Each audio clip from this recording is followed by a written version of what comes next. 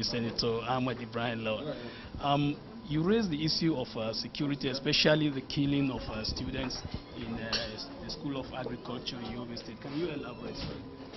Yeah, I came under our Senate Standing Order 43, that is personal explanation, and I wanted to draw the attention where over 60 students were killed.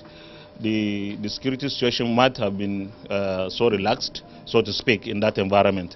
And I felt that the security agencies manning the state of emergency in Yobe State in particular and the Northeast need to do more. They should come up with more and better strategies and tactics, because it's like the insurgency is becoming more and more and is claiming more lives, especially of students. Secondly, I also believe that the federal government should consider, and it is appropriate and in fact necessary, that we should target at socio-economic improvement of the lives of the people in those states, particularly Yobe State, where I come from. We expend so much of our resources in maintaining the security agencies in Yobe State, both before the state of emergency was declared and currently during the operations of the state of emergency. As of today, I said this elsewhere and I will repeat it here for emphasis. Yobe State government has spent about 7 billion naira just on security. We have very scarce resources for the development of our state. The state government does not get up to 3 billion from the statutory allocations from the federation account. And when you have 250 million going into servicing security agencies, more than 70% of this money going to civil servants, you have very little left for development. And therefore, I believe that the federal government must come up with an initiative, a development initiative, an initiative that will provide funds, special funds, for a special intervention in ensuring that the economic environment in Yobe State is improved, so that our youth, our teeming youth, would have something to do. They should be engaged.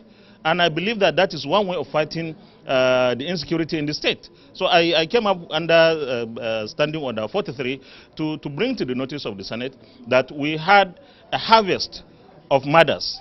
We lost about 29 students in government secondary school, Mamudo, in July.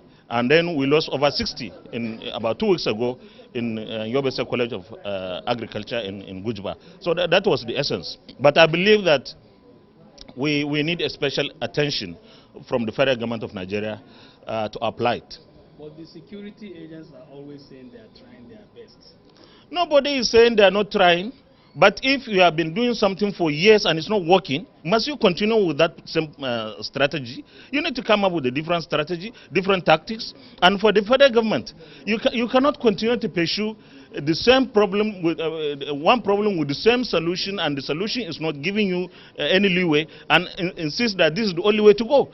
What we have been saying, and many Nigerians and even non-Nigerians, in fact President Clinton, a former president of the US, came here and said the major cause of the insurgency in the Northeast, and particularly in Yobe and Borno, is poverty. We cannot deny this fact. You can go ahead and carry out your military operations, but the fact remains that there is a reservoir. There is a pool of people who have nothing to do, who could easily be recruited.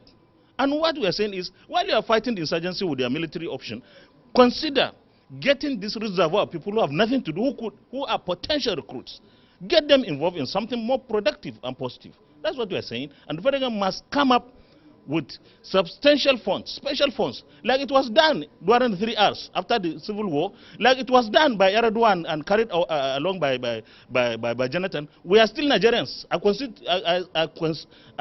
will insist on this. We are still Nigerians. Yobe particularly, and the Northeast is part of Nigeria. When there is problem in any part of Nigeria, it is everybody's problem, so long as it's a Nigerian.